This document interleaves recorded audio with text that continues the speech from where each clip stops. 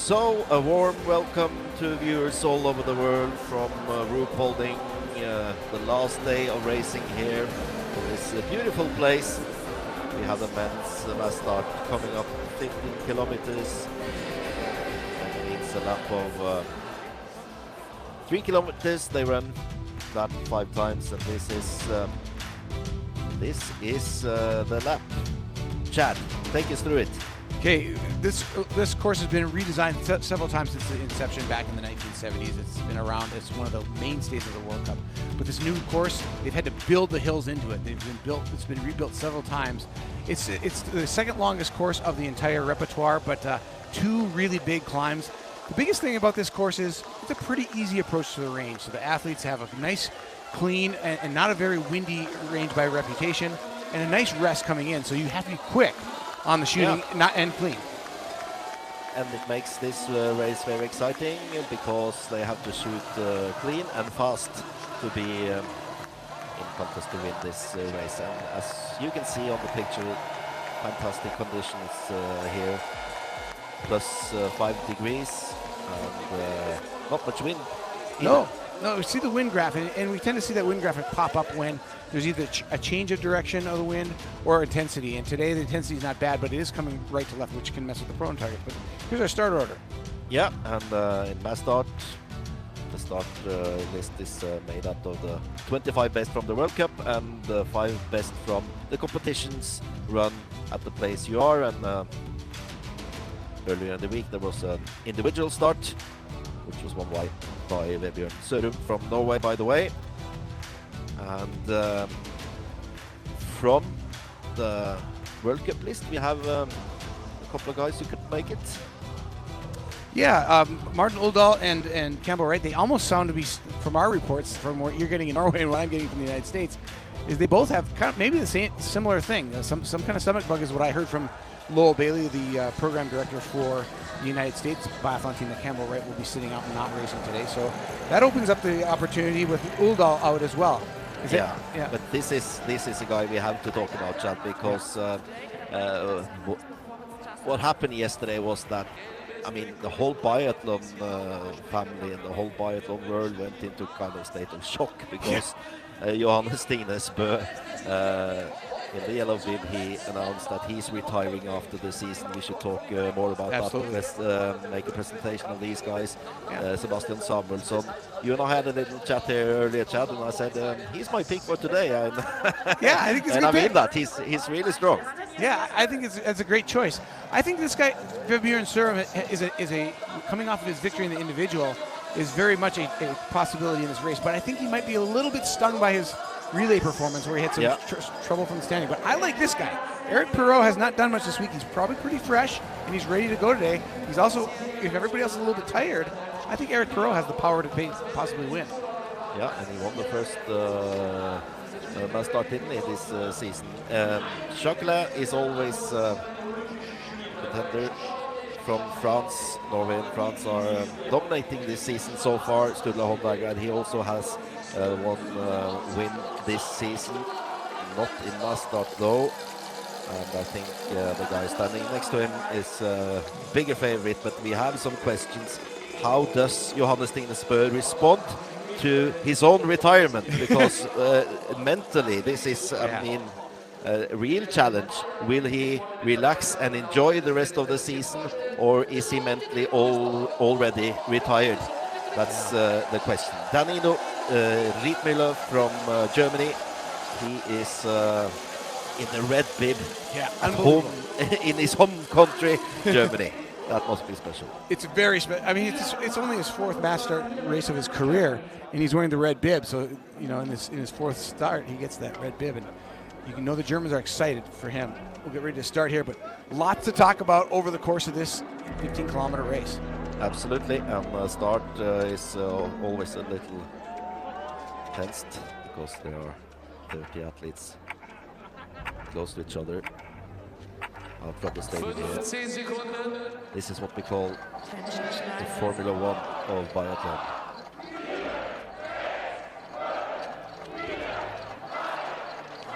Now is counting. And here we go. Mass start to in Ruhpolding on the way. And Giacomel is passed out here. And they turn. Very quick start out of the stadium. Conditions are great. Look at this arena, so intimate. It's a fantastic atmosphere. Yeah, Thousands of people. Yeah, when you shoot on the shooting range, I can tell it's been a while, but when you shoot on the shooting range, you can feel the roar of the crowd because they're so close. This is the closest the crowd comes to shooting points of any venue in the world. You can actually call every shot from the stands. Yeah, it's amazing feat. You know, it's just talking.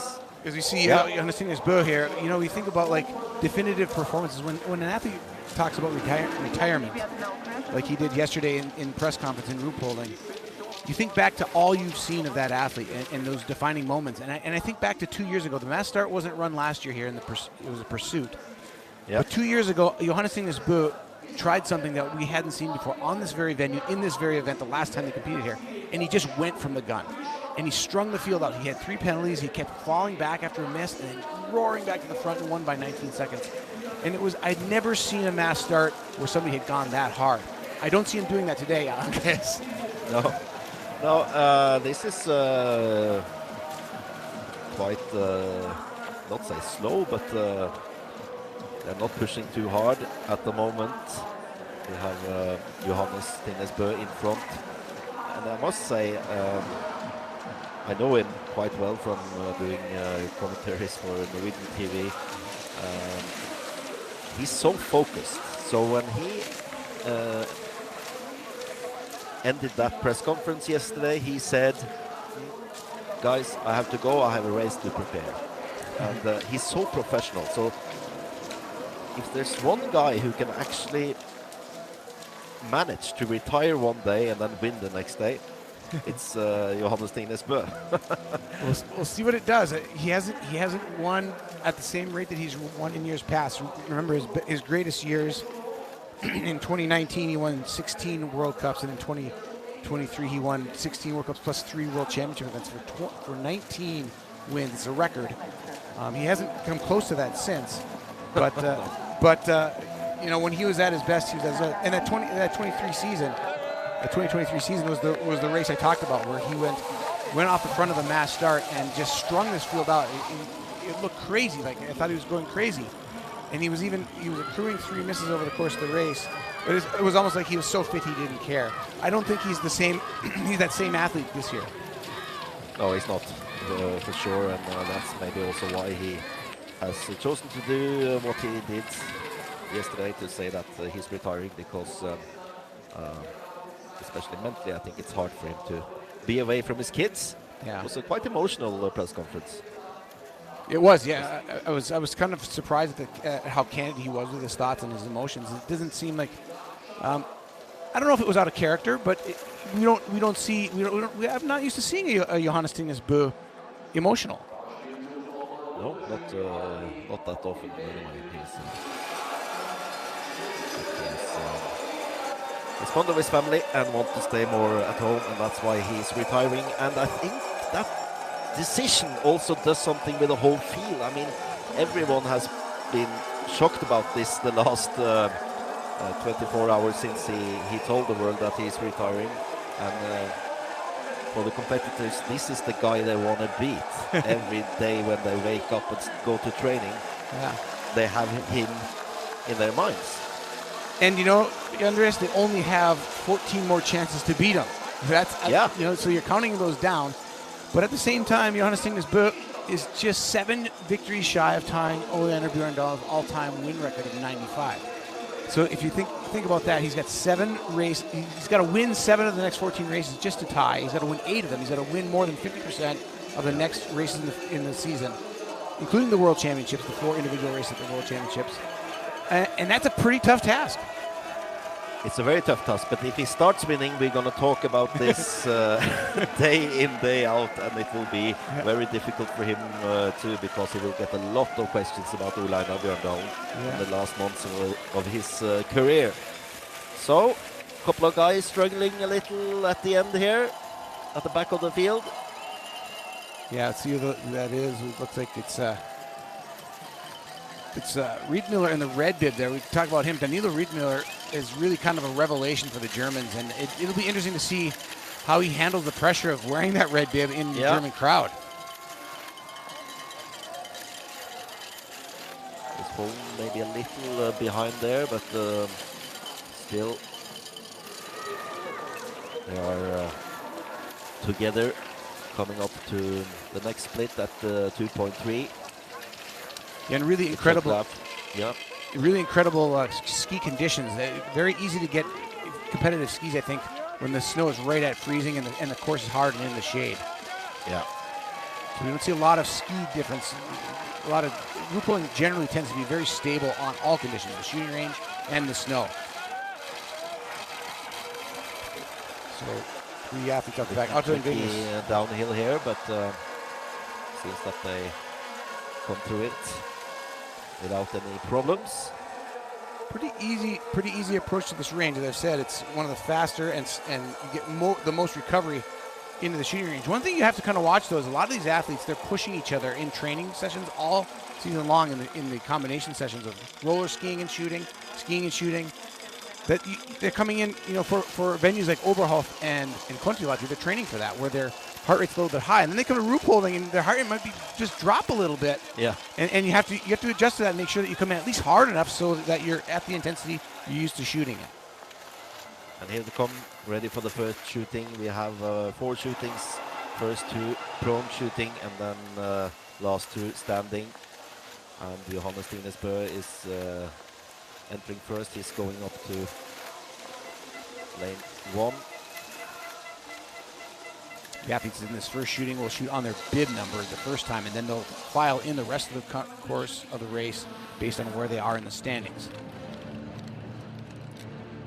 We're going to start getting our answer as to what kind of Johannes Thingnes we're going to see post-retirement announcement. Yeah.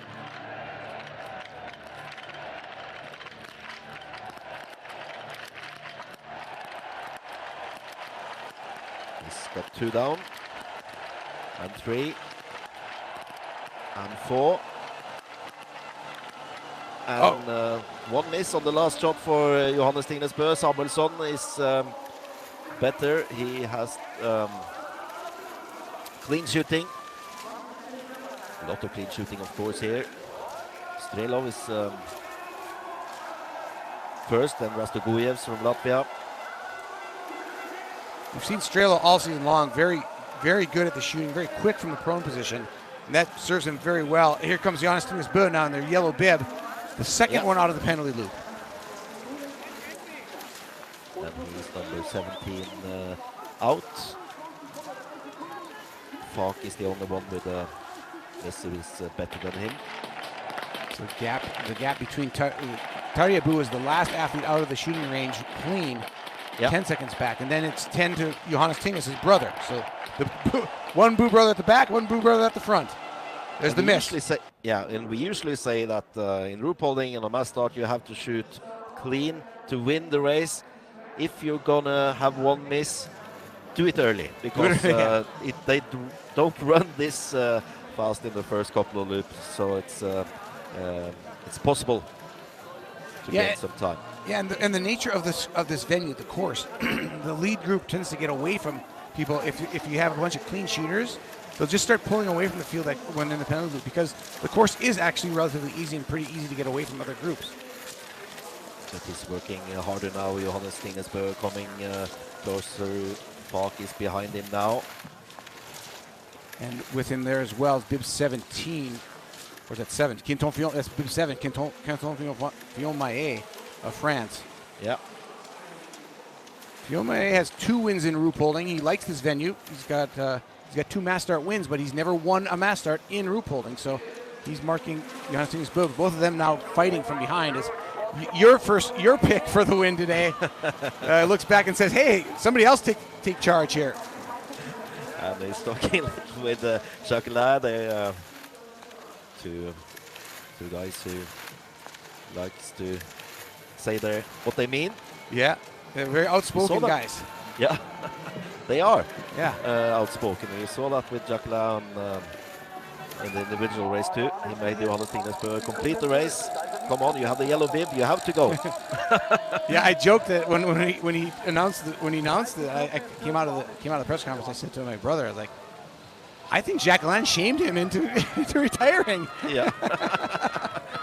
I doubt that was the case, but it's still interesting to think about it. I mean, it happened the day after he almost gave up and dropped out of the race.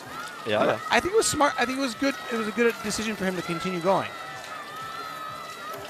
And now he is really going here. Johannes Thingnes trying to close the gap with Quantafi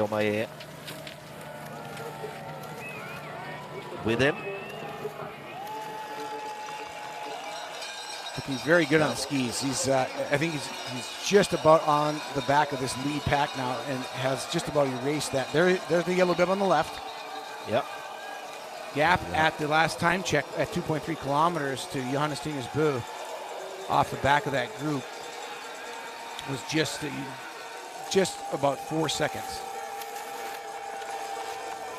Samuelsson and Giacomel is in the lead. Behind them, Sturla. Germans are doing well here. A good start for the German team, and that's going to make the crowd react. But it's so tough to think about to be a German here and maintain your composure because you know they're going to be cheering at every shot. Every single shot. Continue short uphill here. I think they know that some of the fastest skiers have missed, so they try to keep the pace up now to keep them away, but it's not easy. Samuelsson. I think it's a good strategy. It's a good strategy. I think when you have the time, you have to. In Ruhpolding, the course is so fast that if you have any time, you have to try to take it as much time as you can while you have the time to do it. As we can see, Johannes Thingnes has not been able to close the whole gap. He's much closer, but they are working quite hard in front to keep him away. Well, the speculation I had was whether he was going to, in preparation for the World Championships, whether he was even going to go to Antholz. We've seen the Norwegian team in the past sit out their best athletes from Antholz at high altitude and go to high altitude to just train for the World and get a break from the World Cup. With this announcement, and like as you say, those 7 races between him and Bjørndalen to try to get the record. What do you? I mean, you're Norwegian. You've been following this a long time. What do you think? What do you expect Johannes Thingnes to do about Antholz? Do you expect to see him there next week? Absolutely, 100%. Because he has a way of just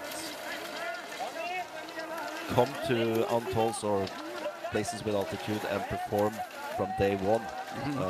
He's quite unique there, Johannes. So he's not afraid of that. He's definitely going to compete. Yeah, altitude is definitely something that is that all the coaches and the athletes have to know about themselves, how they personally react. It's not you can't put a blanket statement about the Norwegians or the Germans do this. Really, it is quite individual, and a lot of athletes will decide whether they go on that team or not. And I think you're right. I think Johannes Thingnes has not shown that altitude affects him terribly much when he goes there to compete. They'll probably get in the car after the race and go straight to Antholz and start preparing.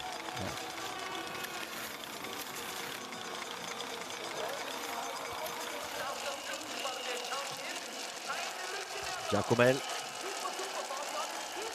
is here with number 14. He's been a little disappointed about his own performances lately. Let's hope for him that the last start in Ruhpolding gives him. 16 athletes now clean on the day, but they've been joined by some of the athletes with penalties, including Johannes Thingnes and Quentin Fillon-Maillet.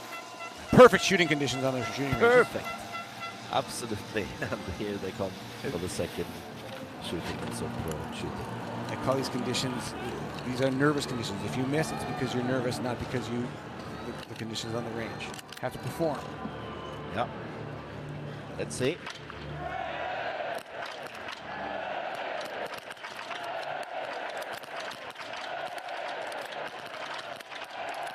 Navrat is doing well, so is Samuelsson and Giacomel. Oh, they're shooting so good. And fast. Yeah, very fast. Laegreid, Christiansen, Hornig from Czech. Republic, and oh, your favorite, Perrault, he got the miss. He got that a miss. He's in the penalty loop. There is Johannes Thingnes. He cleans this time. Yeah. He's now just 9 back. Seconds. Yeah. He's still in it for another win, but it won't come easy. You can see his focus, though. If there's any doubt that he has the fire left in him after yesterday's announcement, I think that climb up that hill answered it. His body language is all business today. Yeah, absolutely. He's shooting at Giacomel. Yeah, barely got that last shot. He also means business. And he's shooting so quickly from the prone position that even though that shot was a near miss out at 9 o'clock, I think that is just a condition of how fast he's shooting. It's not necessarily bad shooting that he's out by the rim. It's just he's taking such big chances at that speed of the shooting that you're not sure you're going to hit the center of the target. So here's the leading group. Sturla was first from the shooting. Now Giacomel actually is in the lead. Yeah. With Samuelsson, and then after that trio we have Rastoguevs, we have Strelov and Kühn, who both shot clean again, and Burkhalter is he's a surprise. Yeah, he's number 28. Joscha Burkhalter is just his second mass start of his career. He had ties his personal best in his last mass start in Kontiolahti at the beginning of the season. And you have to qualify to get into this top 30, and Burkhalter is outside. He's currently ranked 39th in the standings, but because of the event points and some dropouts, Burkhalter is in this competition. He's in the red suit right behind Johannes Thingnes, trying to have a career best, currently in 7th. Yeah, Sturla Holm Laegreid is in front, together with Johannes Thingnes there, but the Norwegian team is not performing well at the shooting range today. A lot of misses so far. We have 3 misses in total on Sørum, 3 on Dale Skjevdal, and the only one who shot clean so far is Strømsheim and Sjåstad Christiansen. And Strømsheim's they're not skiing too terribly well. No, they are not, surprisingly. Yeah. So that makes this an open race. The Norwegians. Remember that so far we only have French and Norwegians winning races, and this is a very international field coming here. That's absolutely right, and a great point that they've dominated. Both teams have, it's tended to be an all-French show or an all-Norwegian show. And today you've got a Frenchman at the front, Jacquelin at the last time check, but you've got Samuelsson from Sweden, Samuelsson has 2 podiums this season, but no wins. You've got Rastoguevs at the podium this season and no wins. No wins in his career. He's up at the front of the field as well. Yep. And you've got Italy up there, 2 Germans and a Swiss athlete in the top 7 before you hit the first Norwegian. Yeah, that's a surprise, you must say, because the Norwegian team has been dominating this sport the last few seasons. I would say more than few. I would say the last decade they've dominated the sport. All right. I think you're being demure being a Norwegian. But they have come closer now, and Johannes Thingnes is a part of the leading group together with Sturla Holm Laegreid with bib number 2 there on the right behind Jacquelin. So Jacquelin always looking around. If there's a screen, he watches it. Very fun skier to watch, because he does the unexpected. Well, I always like to get perspective of anybody who has a certain perspective, and you've called biathlon in Norway for a number of years. You know these athletes inside and out, and I'm just interested to see what do you think is going on with the Norwegians with their shooting today, based on what you've seen in the past. I know one thing, they have a very angry coach down at the shooting range right now, because Siegfried Maase, the French guy who is the coach for the Norwegian team, he is not happy with this performance so far, but he's probably happy with Christiansen and Strømsheim, who shot well. Tarjei Bø, we saw there with number 9. He's with Claude, and he's also with Pedrushny in that group, but they have some gap they have to close. quite a big leading group, and some of the greatest favorites are here. It's not easy to come from behind with Sturla, Holm, Laegreid, Johannes, Thingnes, Jacquelin, Samuelsson in the front group. Well, one clean Norwegian is still in this group. This is Vetle Sjåstad Christensen at the back of it. It's a total group of 12 athletes at the front of the field. And Sturla, Holm, Laegreid, the best athlete in the field with a miss. He's in third spot. Quentin Fillon-Maillet in fourth. Yeah, still great race by Joshua Burkhalter from Switzerland. He's struggling a little to keep up with the other guys in the leading group, but I am impressed with what he's done so far. Yeah, and you think about the Swiss team, they have the World Championships coming up, and Burkhalter's not the guy we're usually calling. We're usually calling Stalder or Nicholas Hartweg. So when you start talking about the third guy in the front of a national team in front of the field, and they're hosting the World Championships in 3 weeks. Don't forget Finello. Jeremy Finello. Yeah, he's very fast. In fact, Finello currently dropped down to the 6th fastest guy, but at the end of the first period, Jeremy Finello was the 2nd fastest skier on the World Cup statistically for period 1. Yeah. Shooting number 3 coming up already. It's a fast race, and when we enjoy it, time goes fast.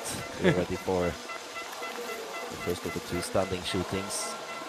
And if you miss now, it's very hard to come back.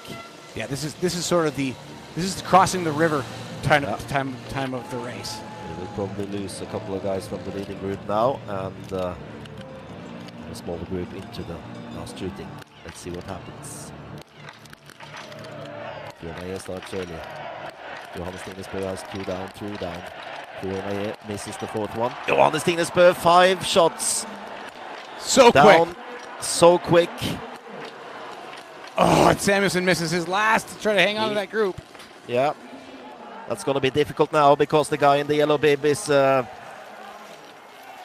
as number 2, but Giacomel is really on fire today. 3 clean shootings so far, with 2 Norwegians chasing him, and Hornig from Czech Republic.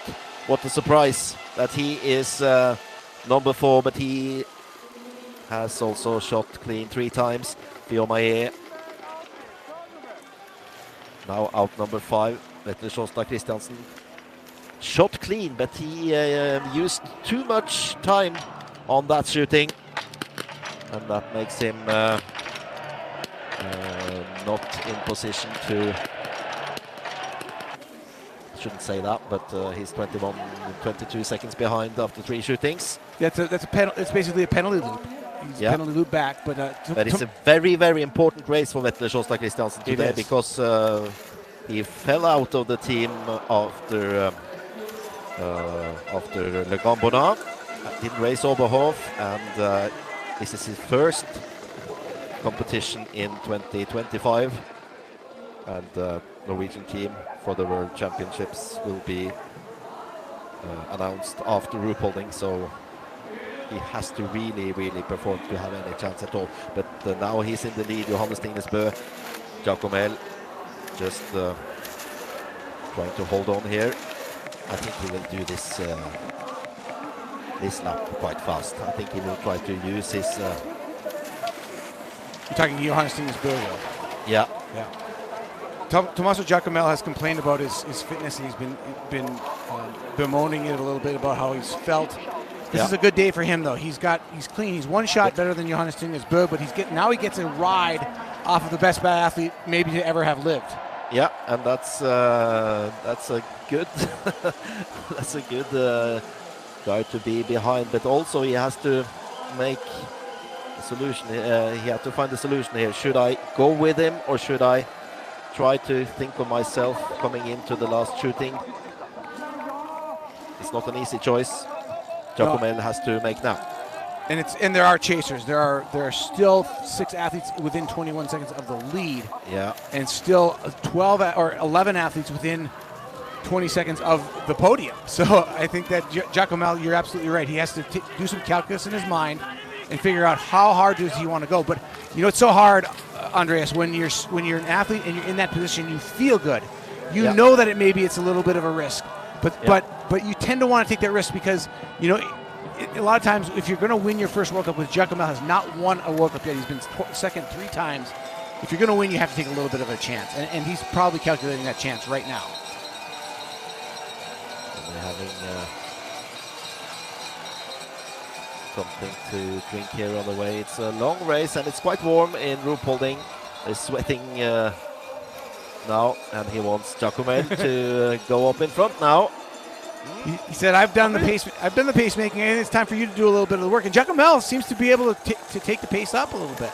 Yeah, I was a little surprised by that maneuver from Bø, but maybe he doesn't feel in his best shape. He was out of training for the Christmas period, and even though he showed in Oberhof that he can race fast, I don't think he felt very well on the individual race here in Ruhpolding. Yeah, and I've noticed, Andres, that he looks good in the first half of the races. He looks like himself. Like the first 2 laps, he looked fine. He looked like he could put the pressure on, but now he's skied hard for a lap or 2. Yeah. And he's now I think is when he's actually struggling. I think he's not as fit as he was, and that happens when you don't get your base training. When you're racing a lot and you don't build that aerobic efficiency, then you start having trouble late in the races. And I think that was what he was facing in the individual as well when he almost dropped out at the first day of competition here. And it's not the most positive body language I've seen from Johannes Thingnes. No, it's not. I must say. So he's maybe not the maximum day on the skis, but he's still in position to win this race. Sturla Holm Laegreid is trying his best to come closer. You know, Andres, this might be the perfect situation for Tommaso Giacomel to win his first race. He's got Johannes Thingnes, and he's not the Johannes Thingnes we're used to seeing. It's post-announcement. He knows that maybe he's got Johannes Thingnes on the ropes and can maybe beat the greatest guy. This might be the day that he beats Johannes Thingnes, and he's got about 3 kilometers of skiing left, 4 kilometers of skiing left, and a shooting stage to do it.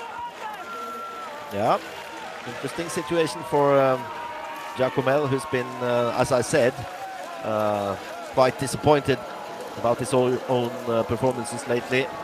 He was number 21 here earlier in the week. Races in Oberhof, he was really disappointed. Coming up to 11 top 40, but he wants so much more than that. Laegreid he's made a second on both Giacomel and JT Bø in that last time check. It's only a second, but it's a sign that Johannes Thingnes is not forcing the pace at the front of the field. But still so impressed by Hornig. The race he does is really good. He shot clean also in the individual race. So if Hornig shoots clean now, he can go from Ruhpolding without a single shot missed. Hornig in his second World Cup mass start for Czech Republic. He's 25 years of age. His best finish was the 5th place in Ruhpolding earlier this week in the individual. His next best was a 15th in the mass start in Kontiolahti to begin the season. Hornig, a bit of a revelation, currently ranked 26th in the standings, and that's a huge jump up from previous seasons. He was ranked at the end of last year. This is a breakthrough. 92nd place last year. He's jumped to 26th now. So an opportunity for him. Now for the win. Norwegian fans, they hope, of course, that Johannes Thingnes or Sturla Holm Laegreid will do it. But a lot of biathlon fans hope also for Giacomel that he gets his first. How is it going to end? I know Sturla Holm Laegreid is a very, very good shooter in these situations. We know that you can't cheer for Italy, so I'll be the cheerleader for Giacomel. Starts with the hit. Oh, 2 for 2. Giacomel. He looks good. 3, 4. Can he do it? Yes, he can. Oh, what a shooting from Giacomel. And Johannes Thingnes gets 1 miss, and Sturla Holm Laegreid is trying to keep up, but Giacomel gets a good gap here. Hornig trying to get into the podium places as well, but Giacomel takes control of the race, And he's got on Laegreid going out to the last lap. 9 seconds. Oh, it's going to be tight. And can Johannes do something about the two in front? I don't think so. It's a long way for him now. 23 seconds. There have been moments in his career when he has been that strong, but not now. I don't think so. Rastogujevs is 9 seconds behind Johannes Thingnes Bø. Samuelsson not very far from the podium. Sadly, Hornig had a miss there and is in the penalty loop, has yet to come out. I didn't catch if it was more than one, but it looks like it's maybe two or more for the Czech athlete. Yeah. Petter Sjostad Christiansen shot clean again, but uses some time on the shooting range. Giacomel is 8th and Christiansen in 9th place. So you being the Norwegian expert, is 9th enough for Christiansen with them naming the team for Norway to the World Championships tomorrow? Is this enough? Yeah, it's so many questions we have because you have Martin Uldal, who's been very good. He's now ill, so what will they do with him? It's difficult. But Uldal has a win. He has a win this year in this sprint. Yeah, so if he's fit, then he will go, I think. So interesting choice they have to make. But look at this. This is it. I mean, this is the moment. The moment for Tommaso Giacomel. Yeah. We'll remember two things on men's biathlon: that Johannes Thingnes Bø dropped the bomb. Stromsheim got his first win, and now Giacomel in position to be a second first-time winner in Ruhpolding this week. Yeah. It's rare. It's rare to see first-time winners, and we might get two of them here this weekend. Yeah, Vebjørn Sørum got his first on the 20K individual. Now Giacomel can do it on the mass start, but how far behind is Sturla Holm Laegreid? That's the question. Laegreid again was 9.3 seconds back after shooting 4. Coming up on the 13.9 kilometer time check, we'll find out if Giacomel is gaining time or losing it to the Norwegian. It's Norway 2-3 and Italy number 1. What a performance, but he's closer, isn't he? It's close. It looks close. Yeah, he is closer. Giacomel should know that Sturla is not a very good sprinter, though. So he has to catch him and maybe... I did a little head count there in my own head, just ticking it off. It looked like about 7. That would be that'd bring us. And Giacomel goes for the bottle in the last loop. You know you're on your last leg when you need a drink in the last loop and you're leading a World Cup. Can he do it? I don't know. It's closer now. Sturla Holm Laegreid, but look also, Johannes Thingnes Bø is a lot closer, isn't he? I just counted 10 on that one. I think he's actually pulling time out of Laegreid, but I think you're right. Johannes Thingnes Bø might be making time on both of them. Yeah. He was 23 back and 12 back of Laegreid at leading the shooting range. I think he's closer to Laegreid, but maybe not any closer to Giacomel. Tommaso Giacomel with a spectacular shooting performance. 0 misses on the day, and he was just saying this week how disappointed he is with the season. Well, he's not going to be disappointed in Ruhpolding. No, for sure not. This is a hero performance. Fantastic what he's done here. Giacomel and Sturla Holm Laegreid. We get a split time here at the top of the uphill, don't we? 13.9K, yep, here we go. Yep. Now we'll see the damage. But look at Johannes. Is he closer? No. Should ride a little, I think. 10.6. He's lost a second. There it is, 10.6 seconds. 10.6. And Johannes Thingnes Bø is closer, but Tommaso Giacomel is very close to his first World Cup victory now. Samuelsson is hoping for the podium. Looks fresh there. From the shooting, and Rastogujevs not able to follow him. From the shooting range to that time check, Johannes Thingnes Bø has taken 8 seconds out of the young Italian. Sturla Holm Laegreid has taken none. He's actually dropped a second. Yeah, he has. And I think Tommaso Giacomel can make this. Skiing looks good. He's clearly tired, but he's holding his technique together pretty well. But you can see the body language that he is on his last. He's on his last breath and his last bit of energy this weekend. Yeah. But Laegreid doesn't look a lot better either. He doesn't, and he's not coming any closer. He lost the second actually. And Johannes Thingnes is closer to Sturla, but even he looks quite tired now. And look at Sebastian Samuelsson. Yeah. He's got hopes to catch one of the Norwegians. He's trying. He's moved to the second spot in the fastest ski time in period 2. In fact, Ponsaloma of Sweden and Samuelsson have surpassed Johannes Thingnes this week in the fastest ski times of the year. Mr. Guevs looks like he's safe in his 5th place spot, but this is... It's huge. The man. It's huge. Look at the Waxman and the Italian team. They are cheering and celebrating this amazing victory. Tommaso Giacomel from Italy. He finally gets his first win. Thumbs up for that. Unbelievable. After a few disappointing races and an Instagram post, he shared that he's so disappointed.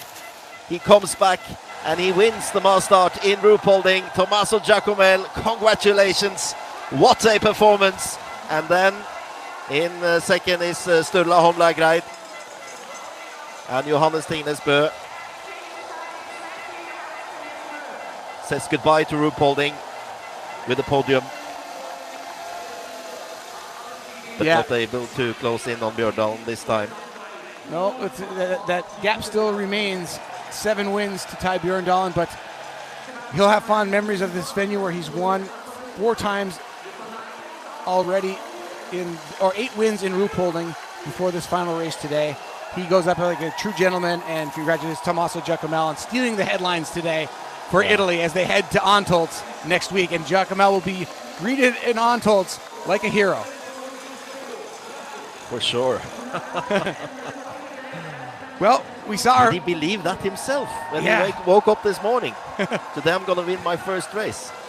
I'm not sure he did, but... and that's the way the sport is. You don't know what's going to happen. You wake up every day with an opportunity and you just take what comes. And Giacomel did that just so brilliantly today.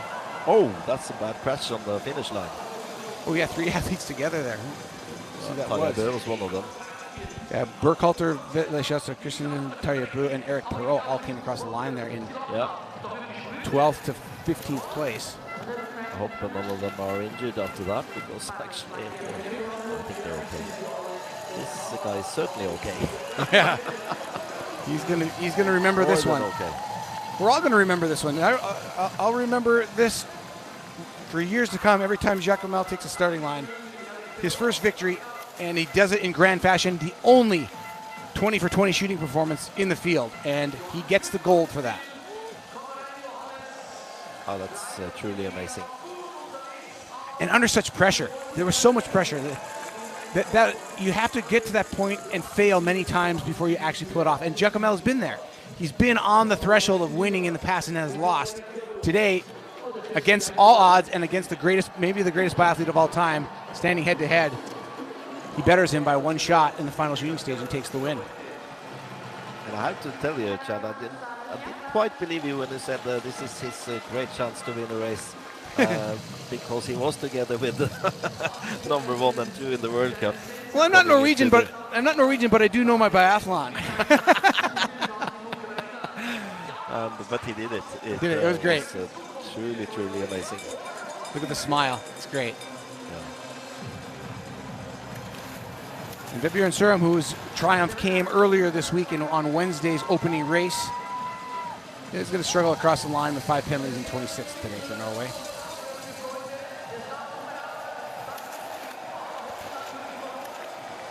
And not what this man expected or hoped for either today, as Danilo Rietmuller comes in with a red bib. He'll lose that red bib today with 5 missed shots as well, coming across the line into 28th spot. Yep.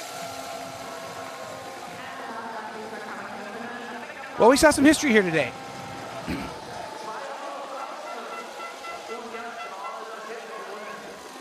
Tigana in 29, and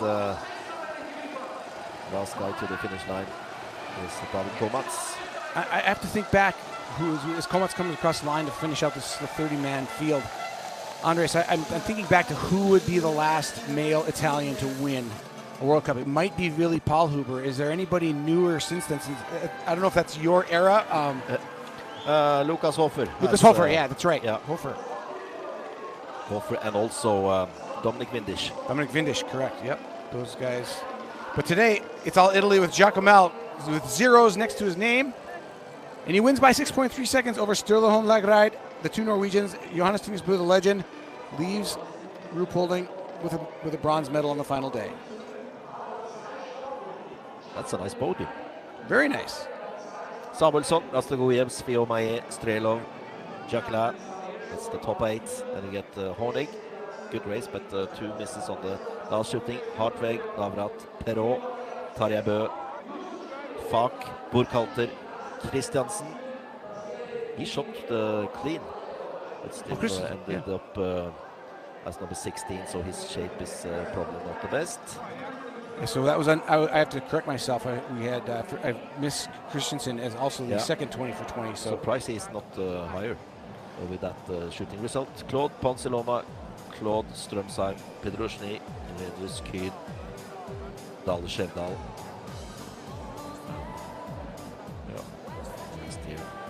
Looking at today's results, is a little bit of a changing of the guard, so to speak. Giacomel, the young 24-year-old from Italy, getting his first victory.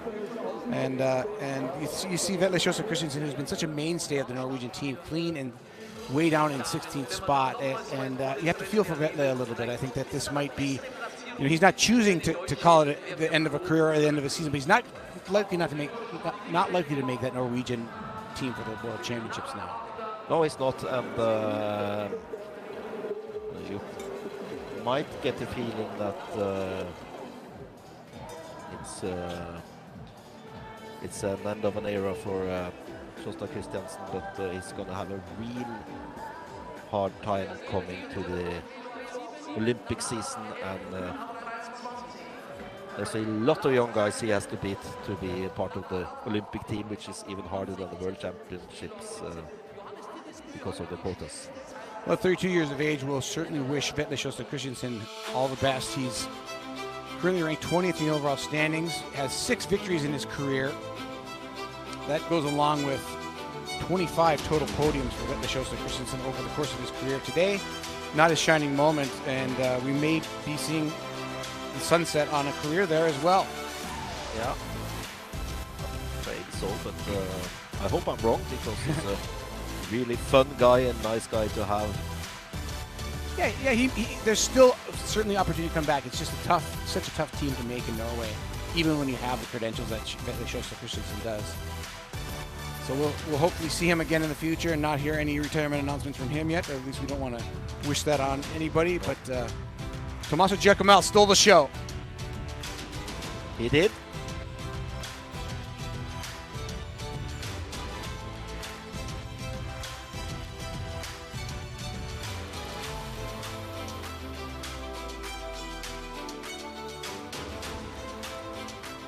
Giacomel finally got his first. He was drinking also the last.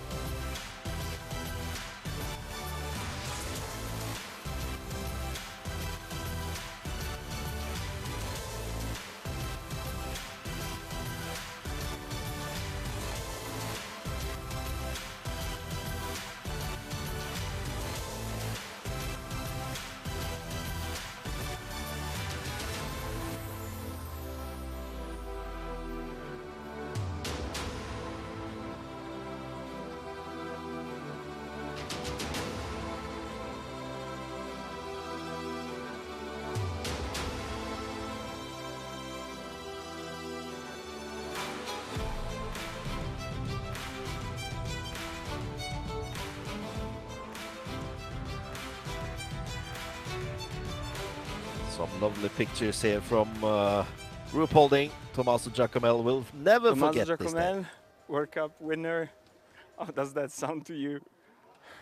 It's just insane. I mean, it's completely out of this world. Yeah, it's been a really tough time for our team, and striking back today, showing everyone what we are capable of. I think it's great. We have an amazing team, amazing workers, and this is unbelievable. It's a great bounce back for the whole team. You shot the perfect 20, coming on top of a stellar team. You should be proud of you and the whole team. I am absolutely proud. I'm really proud of the job I've done these years, and I am super proud of this team, all the waxmen, the chef, the physiotherapist. Everyone is involved, and this is a big, really big team result. Yeah.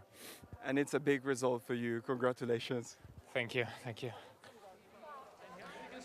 A big result for a big performance for a young athlete on his way up, rising star Tommaso Giacomel. And he said some telling things there that he felt like they showed everybody what they can do today. And sometimes it's more about showing yourself what you can do than showing everybody else what you can do. And I think Tommaso Giacomel maybe showed himself more himself something that he can do than anybody else. And he believed, and he won today.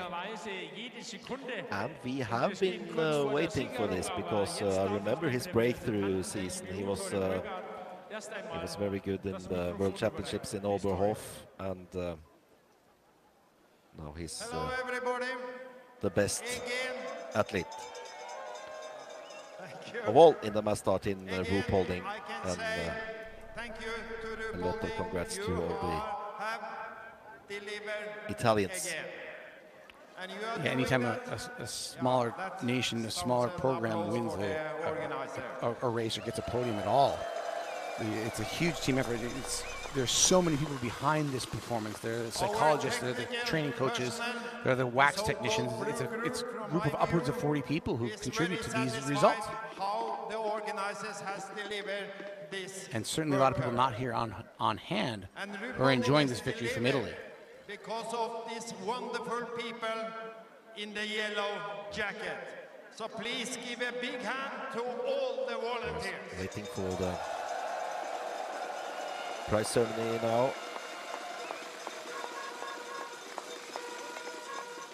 Because if we don't have volunteers, we Ruhpolding don't will have prepare for the women's race, which you have to do alone, Chad. Yeah, I'll miss you. It's been fun to catch up. We've known each other for years, and it's been great to call this race for you, and nice to have you back on the microphone. So thanks for joining me this morning in Ruhpolding, or this afternoon in Ruhpolding. It's been great. Nice to hear a familiar voice from Norwegian television. Nice to do this together with you as well. This is the total score in the World Cup. Johannes Thingnes is still in the lead. Sturla Holm Laegreid might catch him, but still not the races left. I think Johannes really would like to finish his career with another overall win. Yeah, I think he's on good track to do that. Being in third today is certainly a good performance to keep that train rolling. But you know, now he drops from 14 starts to 13 starts, yet to still chase down that magic 95 of Ole Bjørndalen. He's not going to get the Olympic Games medals because he is foregoing the Olympics next year. He's got 8 Olympic medals compared to Bjørndalen's 14, 5 golds compared to Bjørndalen's 8.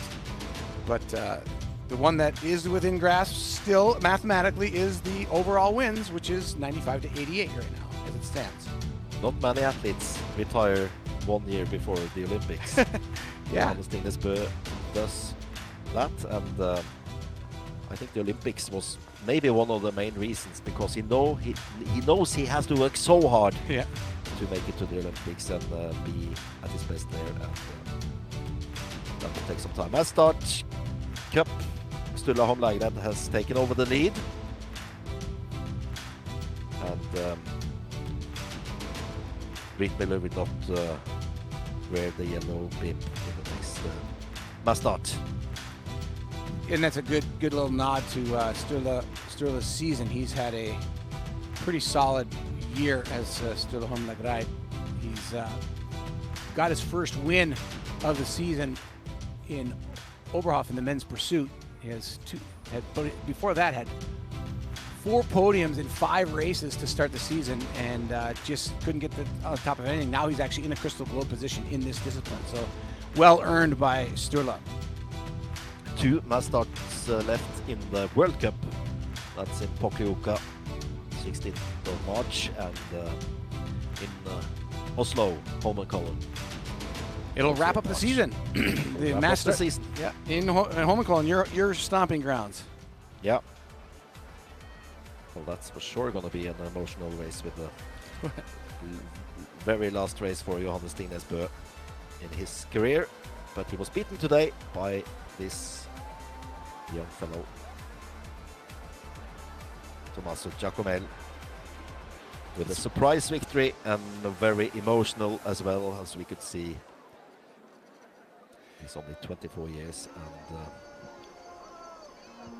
he has a World Cup win. Yeah, this sport can get the best of you. It can really get you not believing in yourself, especially on the shooting range. And then if the ski form, you lose the ski form, you've worked so hard, you feel all your goals being flushed away with poor performance after poor performance, and then something clicks. You find maybe the right mix of recovery and stress load from the racing and the training, and then you get in the right frame of mind. You go 20 for 20, and suddenly everything changes. Yeah, quite poor shooting at the beginning of 2025 for Giacomel, but on the relay here he shot clean, and maybe that was a key that he found out how to shoot here in Ruhpolding. Today he shot clean in all 4 shootings. Yeah, going back to the start of the season in Kontiolahti, hasn't had a clean race in any race this year. In fact, his shooting percentages so far this year have 78% total. 1% better than last year, but 2% worse than 2 seasons ago. But he's increased his ski speed. But you're going back and looking back, he's got penalties and everything. In the mass start in Kontiolahti, he had 7 penalties. He had 7 penalties in the pursuit in Oberhof, and just shows you how mental the sport is when you can have your biggest performances of 4 shooting stages are both 7 misses, and you come in and you go perfect on a day in Ruhpolding against the man who everybody's pulling for in a way to win his next race before he retires. It's a big turnaround for him. And he'll kind of look at his career a little bit differently, I think, with a victory now in his pocket. For sure. And when you've done it once, it's maybe easier to do it again. For Giacomel, he's broken the barrier.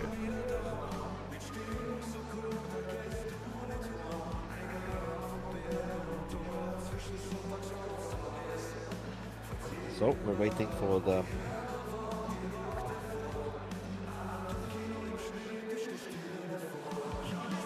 prize ceremony.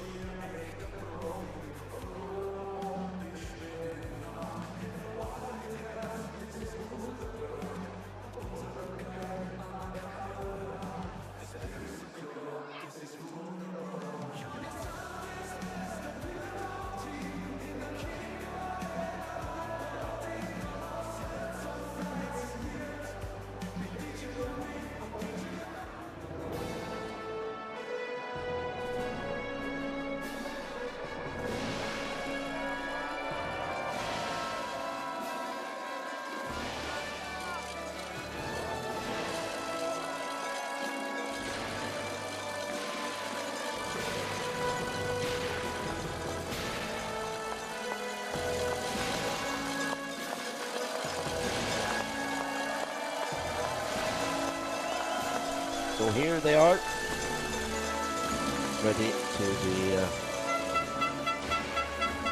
honored and cheered for by the famous Ruhpolding crowd.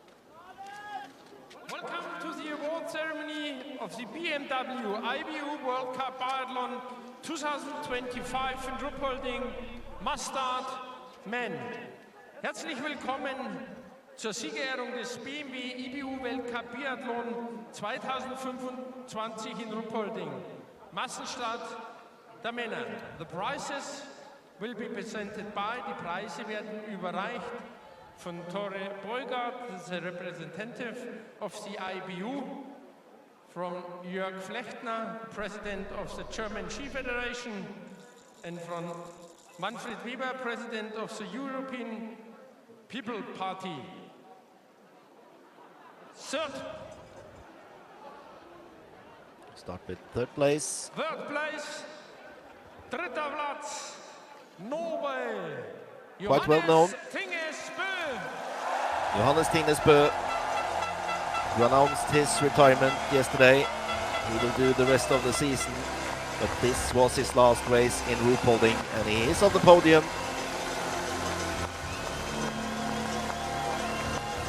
8 victories at this venue, and he's got to be thinking back all the great times he's had here.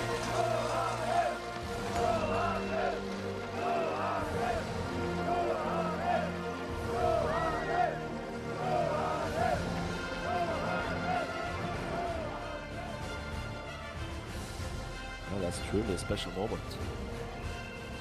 Johannes Thingnes last time on the podium in Ruhpolding. I understand why they take pictures. He looks a little choked up. Emotions maybe flooding for Johannes Thingnes as he reflects on this mecca of biathlon. Sturla, Holm, Laegreid.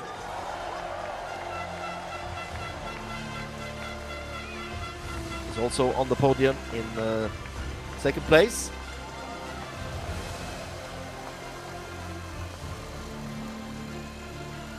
As you said, got his first win of the season in Overhof. The pursuit confirms good shape here in Ruhpolding.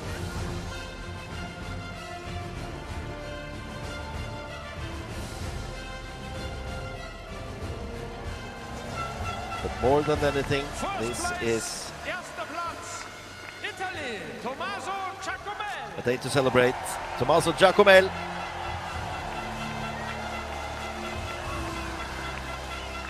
Previous best this season, just 7th. He proves that by 6 spots. Stands atop the podium. First time in his career.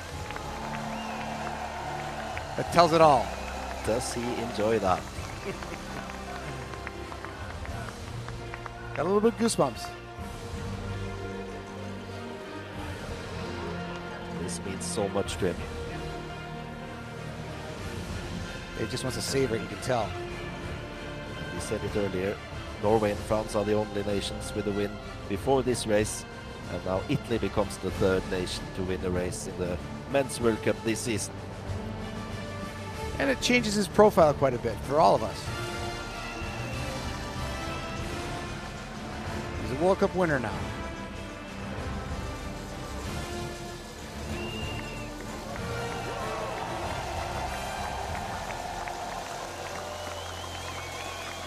Giacomel, Laegreid, Bø.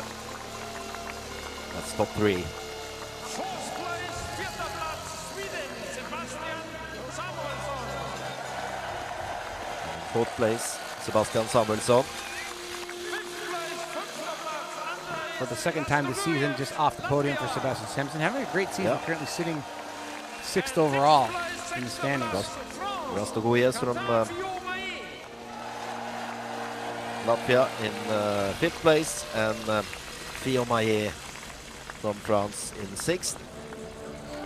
Very international top 6. Yeah, it's a good mix of flags on the flower ceremony today. And Rastogoyes is having a kind of a resurgent season as well in his own right at 36 years of age. Lone Latvian contender at the top of the field. Yeah. Well, he's had quite a few good performances lately.